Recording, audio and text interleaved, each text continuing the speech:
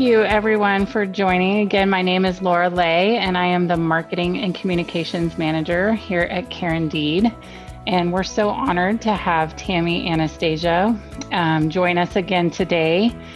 For those of you that don't know, Tami is actually a Care Indeed advisor, a speaker, author, and Alzheimer's and dementia consultant and educator. She has a master's degree in counseling, a certificate in gerontology, and a certificate in end of life. She is also has a private practice in Los Gatos where she provides one-on-one family caregiver support, guidance, and strategies to help make the dementia journey easier on the caregiver. She also works with people with dementia and provides cognitive and physical stimulation. In addition to her private practice, Tami facilitates numerous Bay Area dementia caregiver support groups and has partnered with agencies to conduct monthly educational workshops, trainings, and webinars. So welcome again, Tami. We are so honored to have you speak for us again, and I will hand it off to you. All right, thank you very much, Laura. Be patient with me, guys. I'm going to try to share my screen here and get my PowerPoint up. And can you all see the PowerPoint? Yes.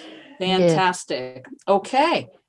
All right. Hello, everybody. Thank you for attending today's presentation. I'm going to be discussing ways to communicate with people with dementia. As Laura mentioned, I am an Alzheimer's dementia consultant and educator, and I do have a private practice where I work with family caregivers and professional caregivers and provide dementia guidance, emotional support, and care strategies. And I am happy to announce that I have written a book on caregiver strategies and challenges. And a lot of the material that I'll be sharing with you today is copyright, and I'm hoping that my book will be out next month. So I'm very excited to announce that. All right, so today I'm going to talk about ways to communicate with somebody with dementia. I'm going to start my presentation by going over the progression of dementia. Dementia is a progressive physiological degenerative brain disease, and currently there is no cure. Dementia affects the part of the brain that controls our thoughts, our memory, and our language. Dementia also affects the ability to think rationally and to process information logically. And dementia also affects a person's ability to take care of themselves physically, as well as perform daily activities such as bathing, toileting, dressing themselves, and brushing their teeth. And the most important thing you guys want to remember is people with dementia do not have control over the things they say and do. Let me repeat that. People with dementia do not have control over the things they say and do. Communicating with somebody with dementia is one of the biggest challenges that people deal with. So I'm going to talk about what some of the communication challenges are. Because of how dementia affects the brain, the following are going to be some of the communication challenges. So dementia affects people's short-term memory, which means they're going to have short-term memory loss, and they are not going to remember things that were said minutes or even seconds ago. This is not something that they're doing intentionally. It's, again, a result of the diseased brain. Also, dementia causes increased confusion. So at some point, they may not be able to follow directions. They have no sense of time, and they'll often get people, places, and things mixed up. I've been visiting several clients with dementia. They will confuse the remote control for the telephone. So this confusion, again, is not something they're doing intentionally. It is a result of the brain disease. Also, people with dementia will lose the ability to think rationally, and they will lose the ability to process information logically. So what that means is at some point, you're not going to be able to reason with them. Again, because the brain cells are shrinking, the brain is slowly dying. This is a result of dementia, not something they're doing intentionally. Also, dementia will cause people to repeat questions over and over and over again. And often people with dementia are not aware of their limitations. They're often not aware that they're repeating things over and over, and they're often not aware that they can't remember things.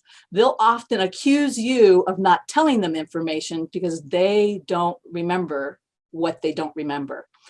And then dementia also causes them to fixate or ruminate on situations.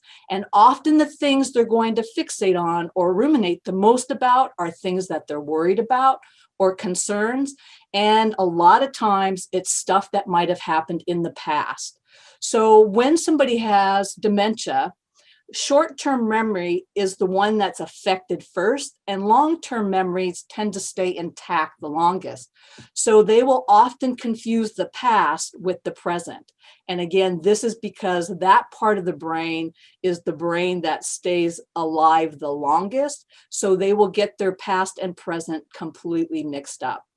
Also, the challenge is they'll have difficulty with reading and writing, and they're going to lack the initiation and motivation. They lose the ability to be self-starters. So that's going to mean we have to help initiate. We have to help get them engaged because they lose that ability to be self-starters.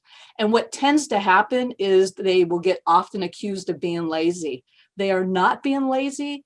They strictly have lost that ability to self-initiate, to motivate themselves, and will depend on us to do that for them.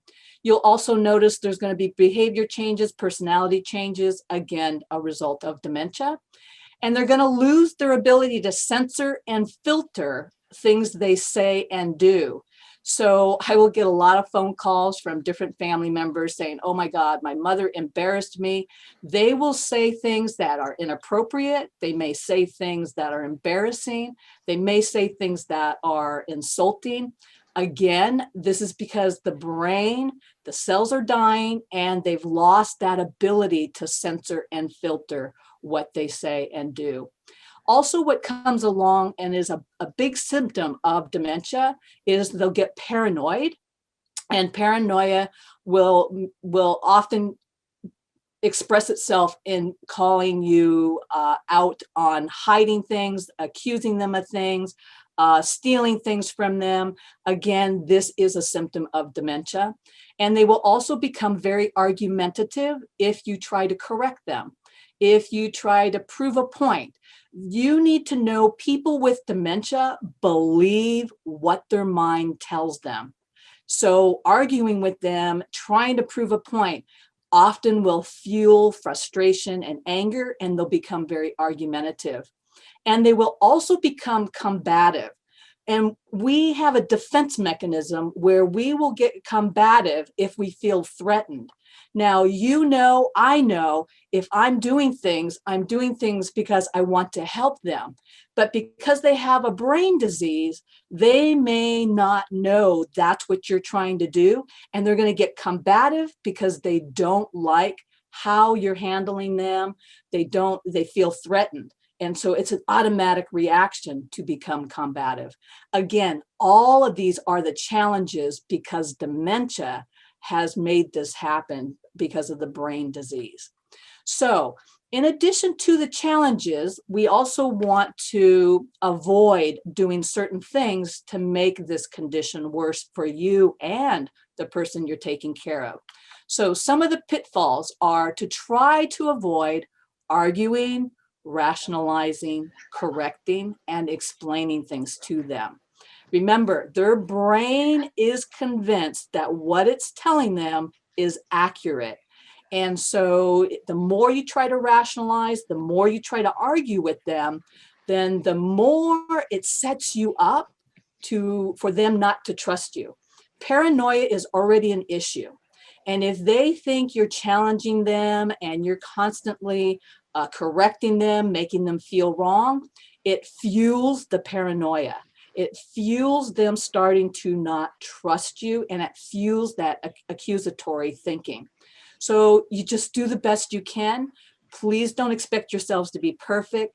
Everything that I'm going to go through today are just a lot of tips to help make this a better journey for you and your loved one. So by no means am I implying in any way that you are doing things wrong or that you're making things worse.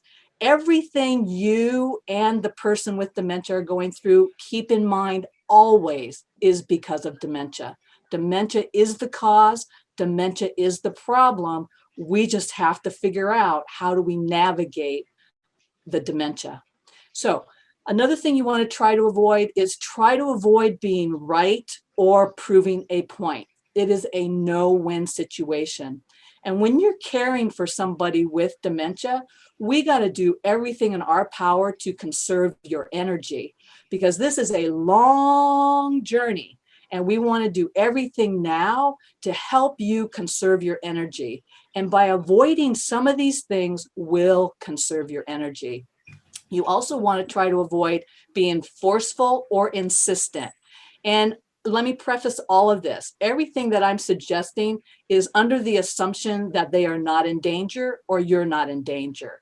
Clearly, if they're doing something that is dangerous, then we need to intercede and we need to do an intervention. So everything I'm going to be suggesting today is, again, assuming they are not in any danger and that you're not in any danger. So try not to be forceful or insistent. And the reason I say that is because, again, our intentions are always very to want to be helpful. And the person with dementia may not understand what we're doing.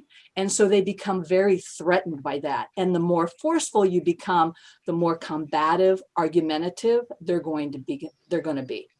You also want to avoid discussing or bringing up topics that you know upset them. I have this rule of thumb. If they don't ask, don't share. If they do ask, share very little. We want to avoid talking about things we know is upsetting to them. Again, they've lost their ability to think rationally and logically, and we just want to do the best we can not to bring those things up.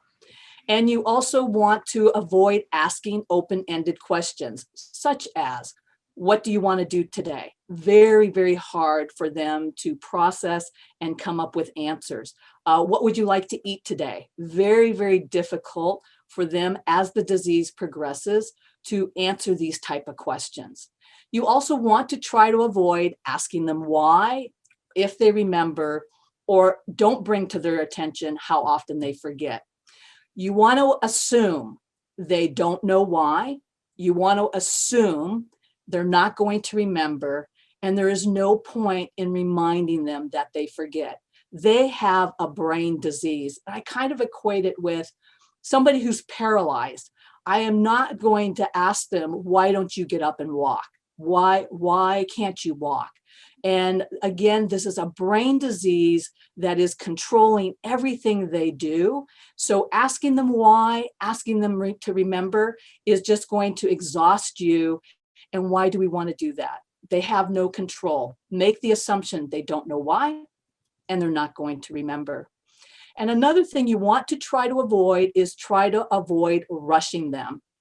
I have several clients, and there's this ritual that they have to go through before I can get them out the door. And I know that when I go to visit them. And one of my clients, we have to count these napkins that she has stacked on her dresser. And it takes us about 20 minutes for her to go through that ritual before we can get her coat on. And we have to check a few things before we get out the door. So don't rush them, because when they feel rushed, it's going to just make things a lot worse. And what you want to do is build in extra time. So when I go to see a client and I'm going to take them out, or I'm going to go somewhere with them, I always build in an extra hour, because I don't want to rush them. So if you have an appointment, I highly recommend, if you make doctor's appointments, do not do them at 9 in the morning. I would schedule them at 11, 12 o'clock, because it's probably going to give you at least 2 hours, 2.5 hours to get them to do finally what they need to do to get them to that appointment. So build in that extra time, especially when you schedule the appointments. And this one's probably the hardest tip of all, is try not to take what they say and do personally. I call this detaching. And one of the ways to help you detach is to remind yourself that dementia is responsible for what your loved one or the person you're taking care of is saying and doing. Dementia is to blame, not them, not you. Dementia is causing your loved one to say and do these things. Dementia is causing your client to say and do these things. So you do the best you can. These are just tips to try to make this journey easier on you and your loved one. So you're probably thinking at this point, oh my God, look at these challenges and these pitfalls. How on earth do we communicate with somebody with dementia? So we communicate by being calm. CALM is an acronym that I came up with, and I'm going to go through what each of the letters in CALM means. C stands for compassionate communication. One of the best ways to do or provide compassionate communication is to pay attention to your body language. People with dementia become ultra sensitive to our facial expressions, our body language, our tone of voice, and our posture. And my philosophy for that, or my thinking for that, is as the brain is unable to make sense of the world around them now, unfamiliar looks unfamiliar, I'm going to gauge what's going on around me by the people who are closest to me.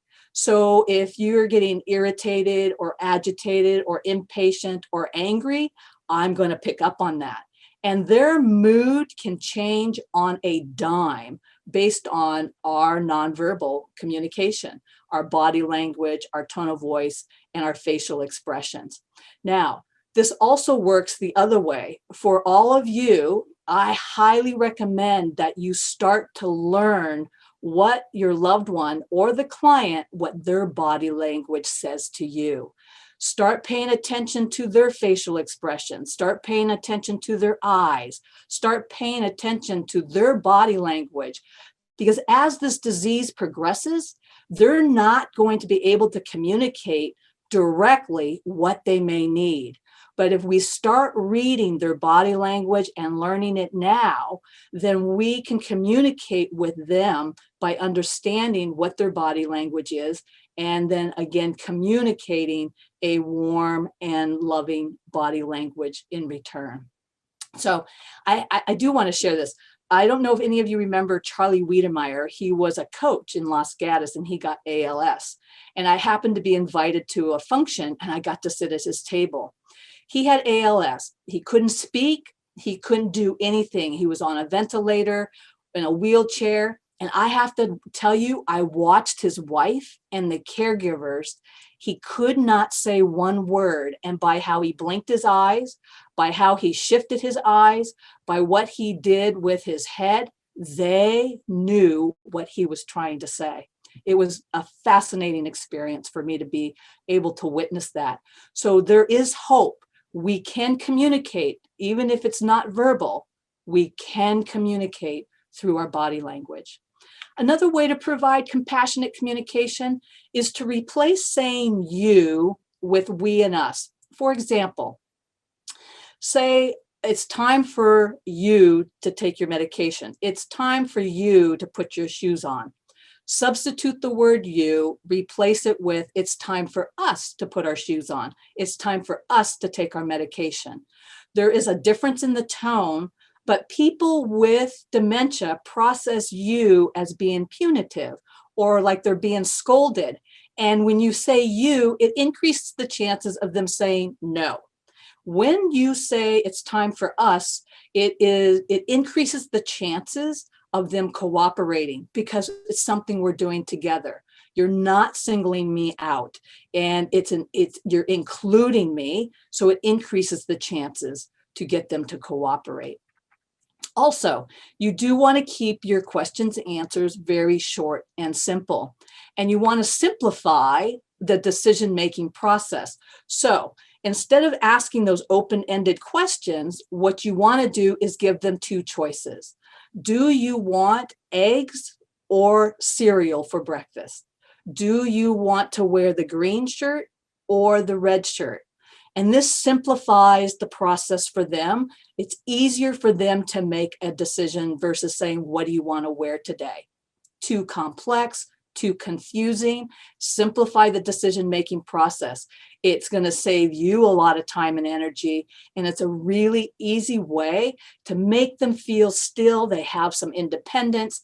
They still have the ability to make choices. We're just simplifying the process for them. Also, you want to try to speak slower because people with dementia, it takes longer now for them to process information. And when we are speaking slower, you also want to provide verbal and physical visual cues. If I'm losing my ability to understand what you're saying, when you provide a physical or visual cue, it's going to help me to understand what it is you want me to do. So you want to do both the visual as well as the verbal. This will help them and it'll help you to communicate with them on a level that meets them where they are at. Also, you want to make eye contact. Talking to them, behind them, to the side of them. They need that contact, that you're looking right at them. They need to see your face. They need that eye contact. So if you are wanting them to do something and you're behind them or you're to the side, it's going to make it very difficult for them, one, to hear you and to understand you. So try to make that eye contact with them and try to do it at the level that they're at. And then worst case scenario, if you're feeling frustrated, you're getting angry or impatient, which is going to happen, then walk away. When in doubt, walk away, collect yourself, and then come back when you're feeling better. And I'm not going to tell you you're not going to get frustrated, because you will. And I'm not going to tell you you're not going to lose your temper, because there's times you're going to. But you want to try to head that off, walk away. When in doubt, walk away, collect yourself, take care of yourself, do what you need to do for yourself to feel better, and then come back. Okay, the A in the CALM communication tip stands for acknowledge. You want to acknowledge their feelings, their thoughts, their concerns, and their frustrations and their fears. I know it's exhausting when they repeat themselves over and over and over again, but we need to acknowledge their fears and their concerns. And so I have a 3-step process on how to do that. Step 1 is we want to validate.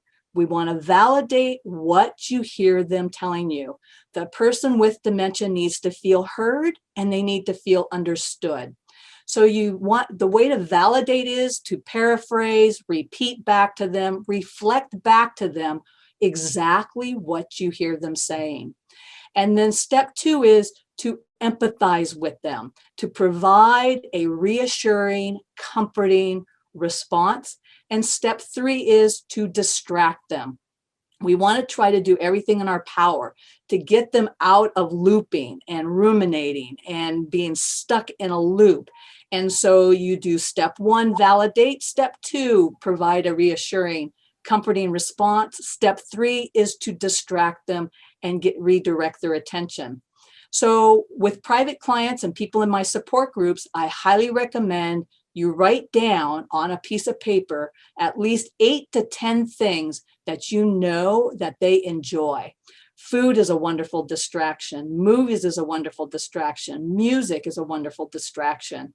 Going for drives, going for walks, sitting out in the backyard and watching the hummingbirds. anything, arts and crafts. Write down a list of 6 to 8 things, 8 to 10 things you know that they enjoy.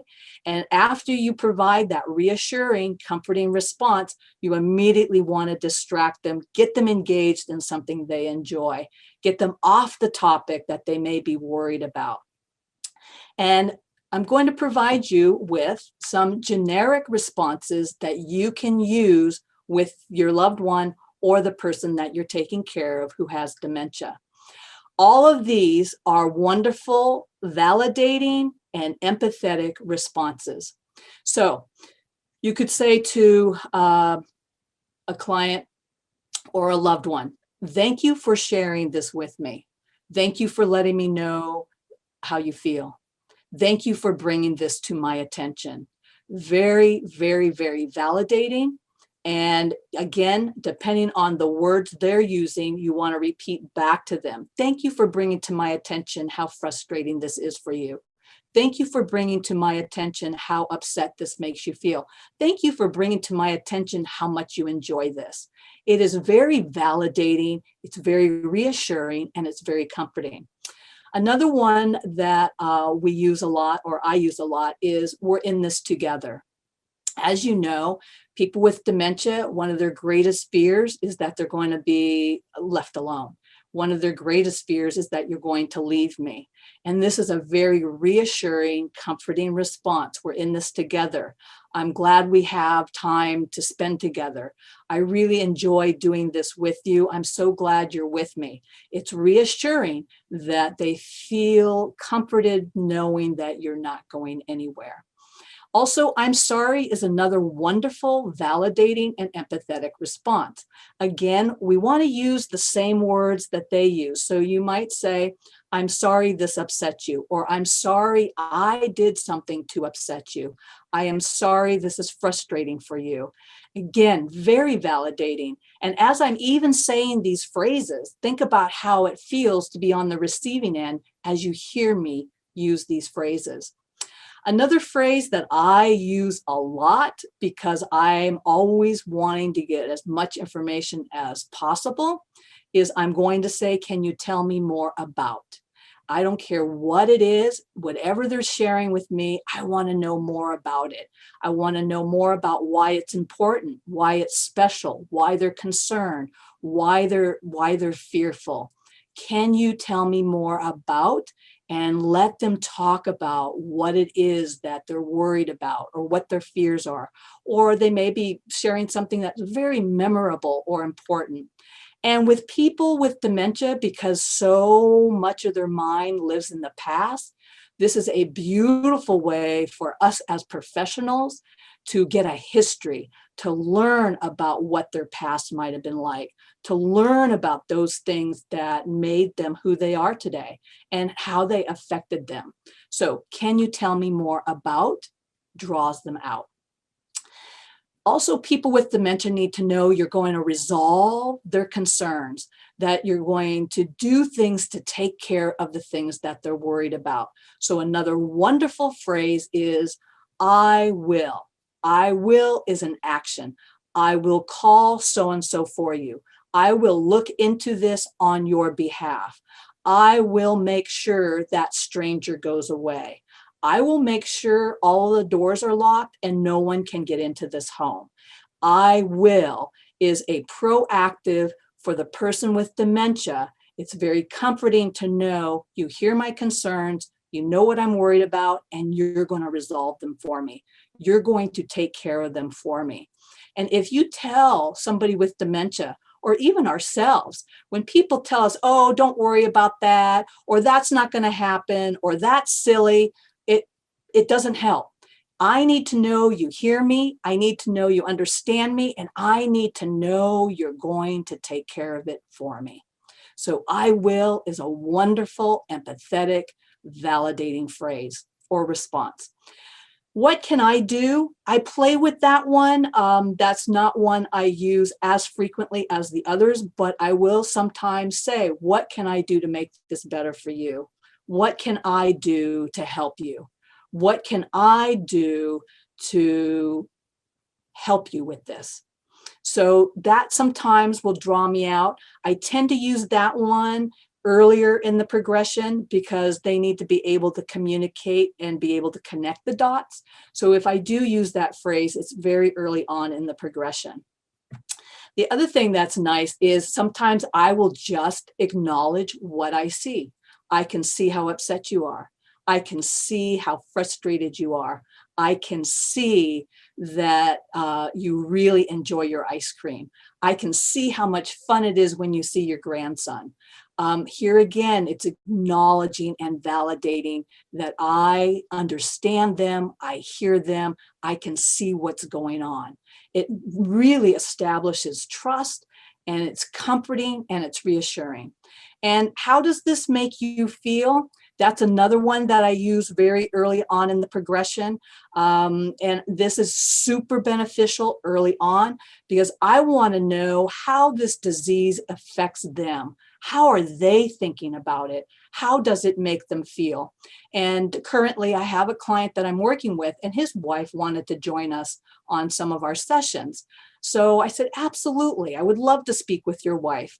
So sure enough, his wife came in and she's got Lewy body dementia.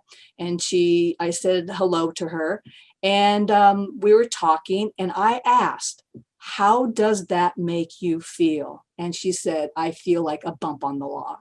Can you tell me more about feeling like a bump on the log? I feel I'm not useful anymore. What were the things that made you useful?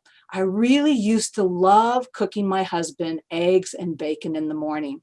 I said, what if we could still find ways for you to do that? Would you like that?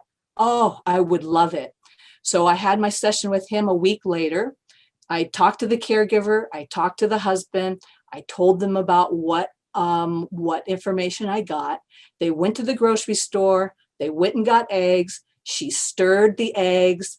She put the toast, the caregiver put the eggs on top of the toast. She put the last layer of toast on top. They've gone shopping twice. Tonight, they're making tacos. And I would have never gotten that information if I didn't ask, how does this make you feel?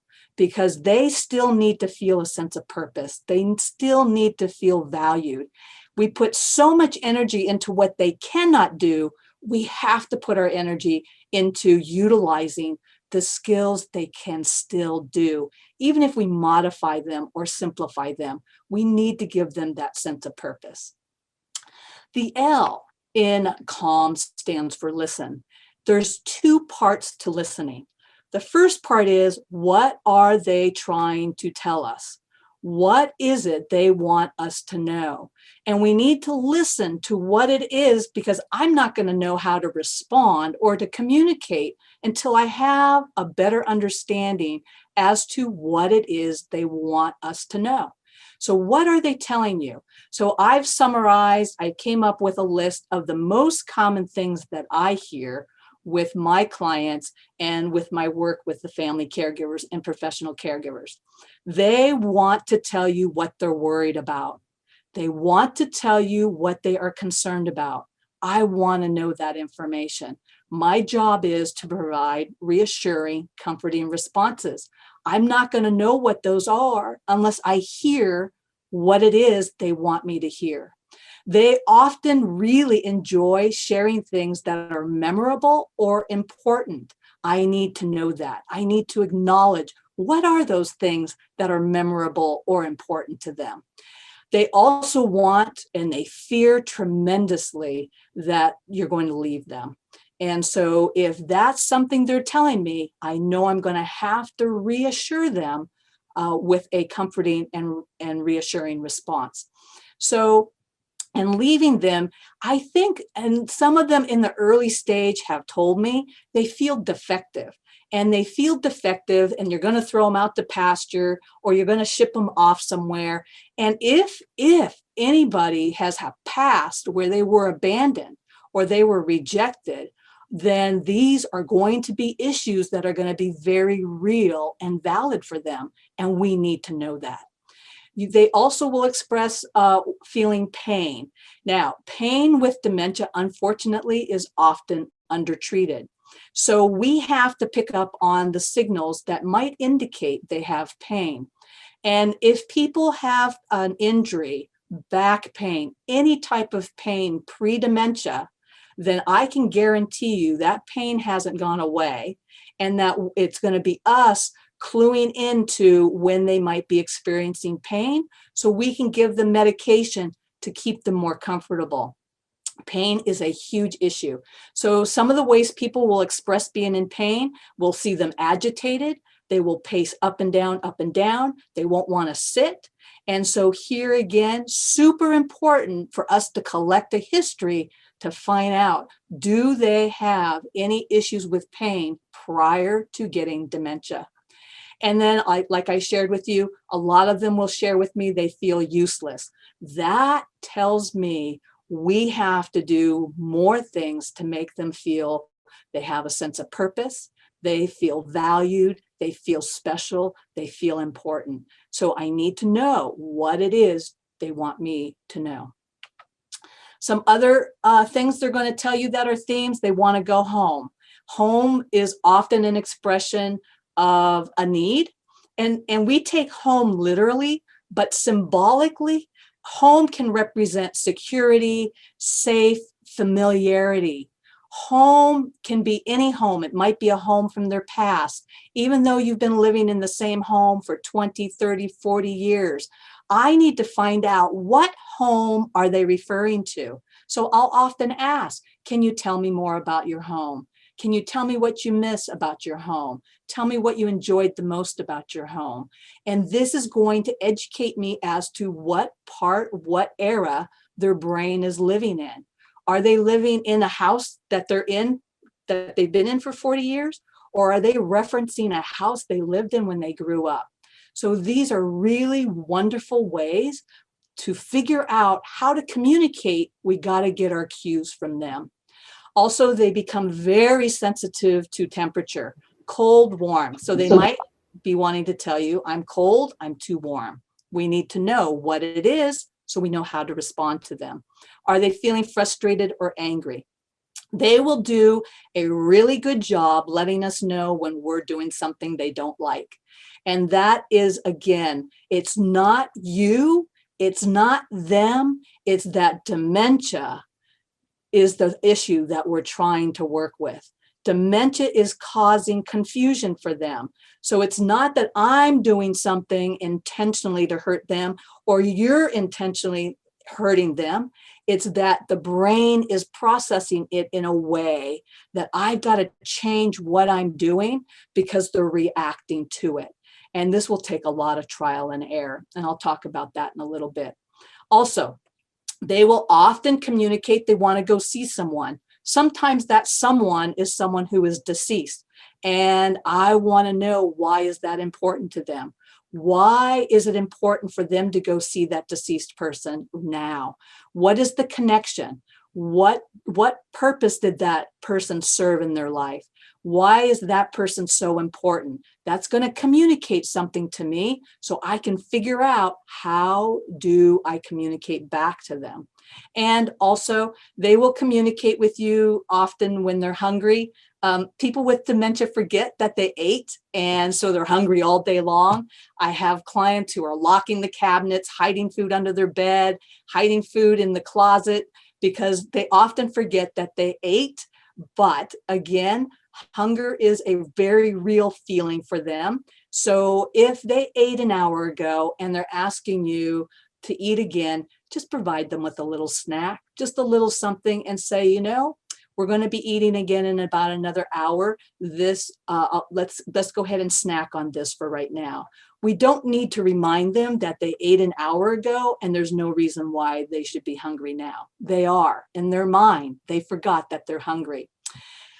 People with dementia will not usually tell you they're thirsty, but I did put this in this slide for a reminder. One of the biggest problems with people with dementia is dehydration. And I put this in the slide to remind you all that we want to try to keep them as hydrated as much as possible. It is really difficult to get people with dementia to drink and to stay hydrated. So we may have to do it via popsicles. Maybe we give them soup. Maybe we give them tea. or milkshakes, but this is really a reminder for all the professionals out there, all the family caregivers, for us to do our very, very best to try to keep them hydrated. So listen, what are they trying to tell you? What are they trying to tell us? The second part of listening is, what is the need? So every part of communication is an expression of some need. So here is a summary of what most of the needs are. Often they will need reassurance and support. They're going to depend on us for that. Often they're going to need to feel safe and secure. They may need physical attention, physical comfort and care. As the disease progresses, some of them are going to forget that they soiled in their pants.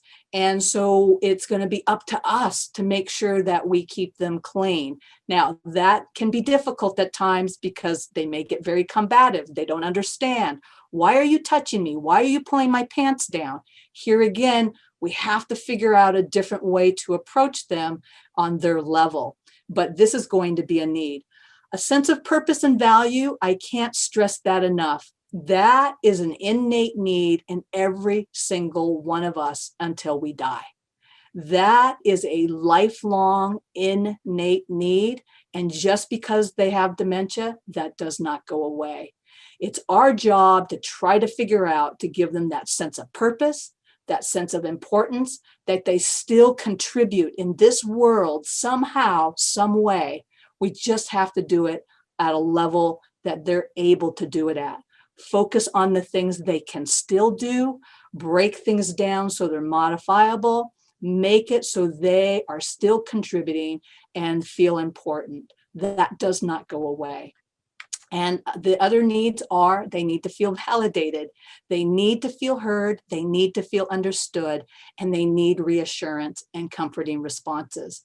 They also need a lot of cognitive and physical stimulation. And I will probably say this has probably been the most damaging, outside of the loneliness and the isolation, that having these senior centers closed, the Hearts and Minds Activity Center closed. This task in and of itself is a full-time job to try to keep somebody engaged, stimulated physically and mentally and cognitively. And yet they need that. The more stimulation they get, the better their quality of life is going to be. So at this point, because of COVID, if you need to bring in outside care, outside help, companion care, or an activities person, I would advise highly that we bring that in to provide the cognitive and physical stimulation that they need. So I often always want to try to figure out, if I was in their shoes, how might their mind be working? So let's all just imagine for a minute. We've all been hit by COVID. We've all been affected. But let's take it one step further. Imagine I stuck you in a room and you stayed in that room for 12 hours, 8 hours, 10 hours a day. What would your mind do?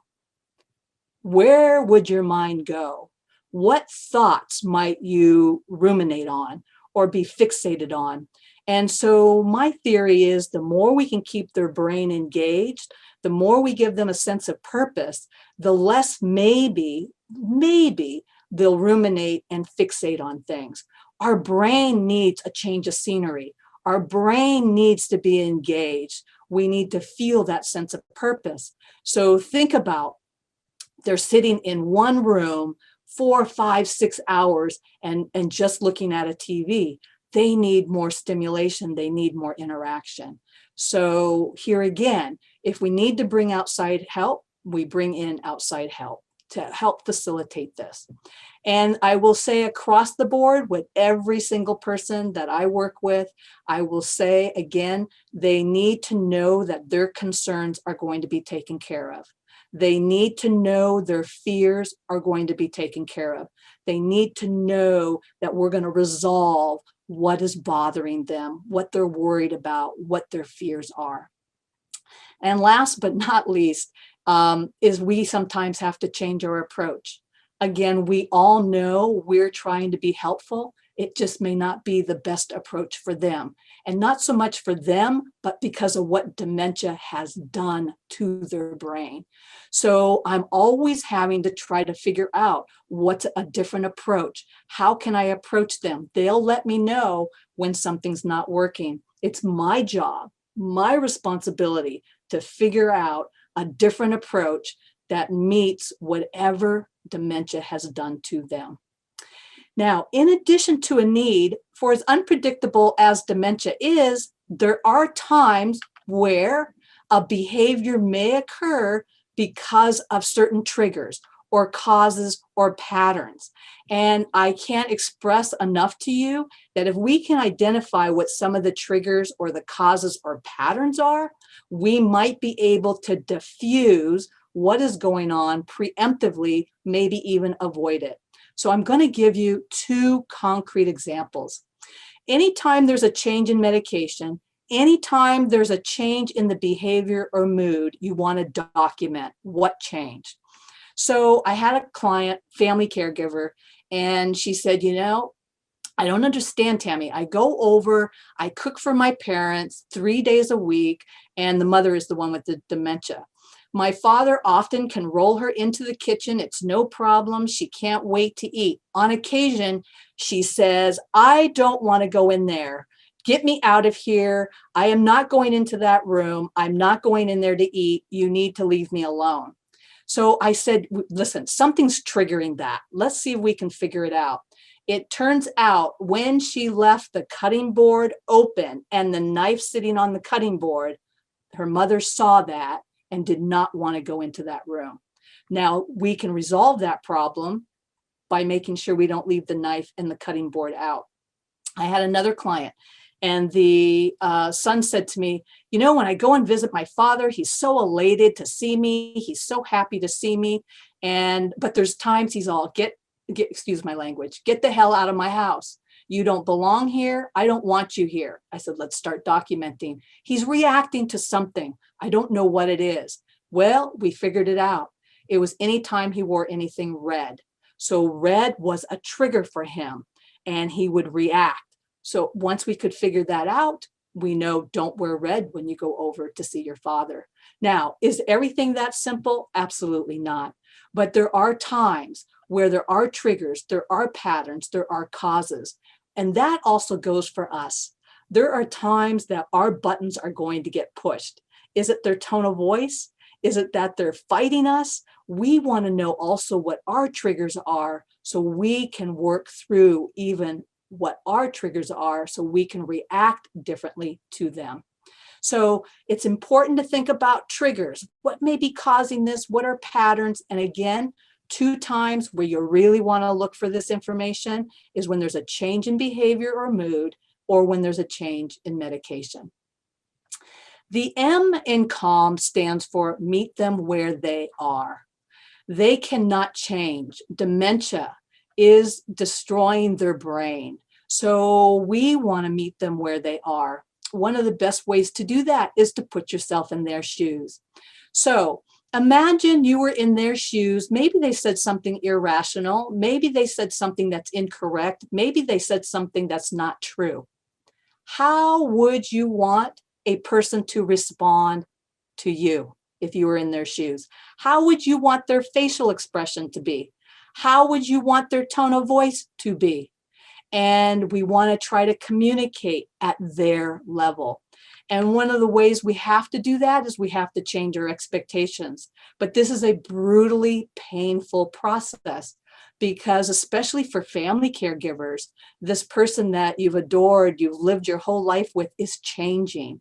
And we want them to be who we want them to be. We want them to be a certain way. We want them the way they were. And the reality is we have to embrace the way they are, who they are, what is. We have to let go of what was. And sometimes to cross over that bridge requires dealing with our own sadness, our own loss, because when we can cross over to that bridge, we now can meet them in their world.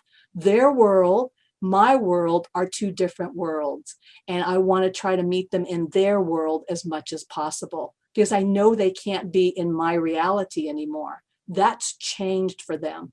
So that is a very painful process. But when we can make that shift, you will now have a meaningful, significant, beautiful relationship with your partner, with your client, whoever you're taking care of, when you can meet them on their level. And reminiscing is a beautiful way to do that. When they want to talk about the past, join their past. Let's learn their history. Let's learn the things that were important to them. But I also have to caution you that they will relive old memories. And if there is any past abuse, any past trauma, any past, again, rejection issues, abandonment issues, there is a chance those are going to come to surface. And if those issues are there, we need to know that, so we know how to comfort them, and we need to know how to reassure them. But reminiscing, I love reminiscing with my clients with dementia, and I love reminiscing with my private clients and in my support group, because I learned such a wonderful history about the relationship and about the people. And what better gift can we get than to learn about other people? So reminiscing is a beautiful way to meet them where they are. And I can't stress this enough. We have to give them a sense of importance, purpose, and value. I don't care if it's stirring the pot, dropping the carrots into a bucket, wiping down a table, counting napkins, sorting coins, anything that they can do.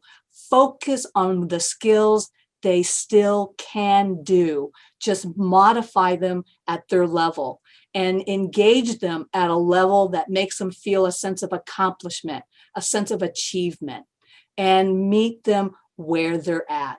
The skill sets that they can still maintain, we just modify how it's done. Like I said with my client that I just spoke to, his wife, I said, we can still have you participate in the cooking. Why don't we just do it at a different level? And that's what it's about. It's doing things at a different level based on where they are, based on how this disease is progressing. And if we can meet them on their level, again, the communication, it's such a beautiful thing when you can relate to them on their level, you find meaning, and you have now established a different connection with them. And compliment. So this one is a technique that I came up with. So I get a lot of calls. I can't get my loved one or my client engaged in activities. So I call it the inviting technique. And the way it works is this way. So I want to get my client involved in an activity with me, but they've lost that self-starting, they've lost that initiation, they've lost that motivation. So I want to create it for them. So I might say, oh my gosh, I love when we play tic-tac-toe together. It's so much more fun doing it together. And you're so good at it. And you always can figure out the last square. And it's just not the same if we don't play together. Would you do it with me? Or I might say, it's much more meaningful when we do this together. Or I love when we spend time together fixing A, B, C, and D, or doing A, B, C, and D. In other words, compliment them, make them feel so good that they actually want to do it with you because you've made them feel so good. I think about trying that tactic with myself sometimes, right? When I don't want to do things, come up with ways that would motivate me to do it. Well, a good way to draw them out is to compliment them. Pull them in, make them feel special, make them feel important, because it makes a difference when we do it together. Then also we need to break things down incrementally. Break things down incrementally, step by step by step. And so let me just give an example. Think about what steps it's going to involve to even go to the car and go for a drive. So we might start with, we need to put our shoes on. Remember, we're doing this together. It's not you. We need to put our shoes on. Get the shoes on. Okay, let's stand up and now walk to the kitchen. We'll walk to the kitchen. Okay, let me go and get the keys and we'll go to the garage. I get the keys, we go to the garage. We get to the garage. Oh, let me open the door for you and help you get into the car. We break things down so they're incremental. We give them time to process the information. We provide the physical cues if we need to, and it's simplified, simplified, simplified. We want to make things simpler for them, and we want to make things simpler for you. So that's what the CALM stands for. And so in closing, I just want to go over what some of the goals are. Goal is to listen, to make them feel heard and understood, and for us to also understand what it is they're trying to communicate with us. Also to validate back to them, we do hear and we do understand. Then we want to empathize. We want to provide comforting, reassuring responses, and we want to make sure that we make them feel special. They have a sense of purpose. They are still important and they contribute to some way. I'd rather be living with you than without you. I will hear a lot from my dementia clients that, my family doesn't want to be around me. That's not true. They feel something's off and therefore they project onto the family. I want to reassure them, make them feel special, give them a sense of belonging, sense of connectedness, make them feel they have a purpose and a value. And then again, we just speak a little bit slower, give them time to process the information. And I want to give you all permission to trial and error. I wish there were pat answers that I could give you. I wish there were simple solutions. They're not. You all are doing the very, very best you can. You're providing the very, very best care possible for the people you're taking care of. But sometimes dementia doesn't cooperate. It's not that they're not cooperating, dementia won't cooperate. And I want each and every one of you to give yourselves permission to trial and error. I'm a professional and I make mistakes. I need to learn from my mistakes. And sometimes figuring out what's going to work is by figuring out what doesn't work. And there's sometimes certain words they'll react to. I had advised a client once her husband got very young, 52 years old, diagnosed with dementia, very, very young. And I said, instead of him making feel defective, why don't we use the word vacation? Oh my God. That's not a word we could use with him. There was just a visceral reaction to vacation. Note to self, don't use that word with him. So we're going to make mistakes. Mistakes are opportunities to learn from. And eventually we will learn. We just have to listen. We have to observe. And then we have to change our expectations. We all mean very, very well. We just have to figure out how we're going to connect with them on their level. So please, all of you, when something happens, you're not at fault, you're not to blame. Please don't spend that time and energy beating yourselves up. Trial and error. We'll learn by doing, and we learn by experiences, and they will teach us what we need to know. We just need to spend more time being with them than being focused on doing. And I guarantee you will establish and communicate beautifully with them, and you'll relate to them in a different way. And it'll be in a much more meaningful way at their level. And so you can still have a relationship with them, even though they have dementia. That being said, it's also very, very, very important for each and every one of you to make sure you have as much support for yourselves. You have feelings. You're going to go through a lot in this process, and I want you to have as much support as possible because you need that support. There's got to be a place for you to talk about how this is affecting you as well. Dementia is a very self-absorbed, self-centered disease.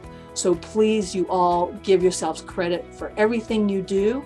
On behalf of your loved ones and myself, I personally want to thank each and every one of you for what you do day in and day out, for your love, your care, and your support.